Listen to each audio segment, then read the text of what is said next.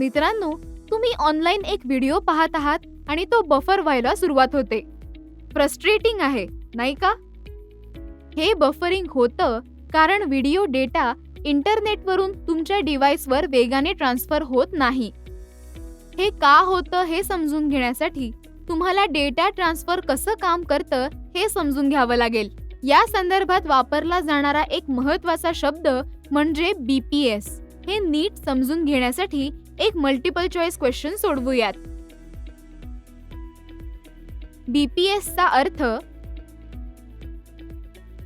Bits per second, bits per section, bandwidth per second, band per second. यापैकी कोणता बरोबर आहे हे पाहण्यासाठी प्रत्येक ऑप्शन पाहूया. बिट्स पर सेकंड याचा अर्थ आहे बिट्सची एकूण संख्या, कम्प्युटरमधल्या डेटाची सर्वात लहान युनिट जे प्रत्येक सेकंदाला ट्रान्समिट केले जाते. जेव्हा तुम्ही BPS पाहता त्यातून तुम्हाला किती वेगाने डेटा ट्रान्सफर होत आहे हे कळते.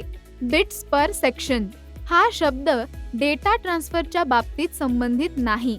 डेटा ट्रान्सफर वेळेनुसार मोजतात, सेक्शननुसार नाही. बँडविड्थ पर सेकंड बँडविड्थ ही नेटवर्कची डेटा ट्रान्सफर करण्याची क्षमता आहे, पण ही प्रति सेकंदात मोजत नाहीत. बँडविड्थ म्हणजे मोजण्याचे माप आहे जे दिलेल्या वेळात किती डेटा ट्रान्सफर होत आहे हे दर्शवते, जे सामान्यतः बिट्स पर सेकंद मध्ये दाखवले जाते. बँड पर सेकंड हा शब्द डेटा ट्रान्सफरच्या संदर्भात वापरला जात नाही.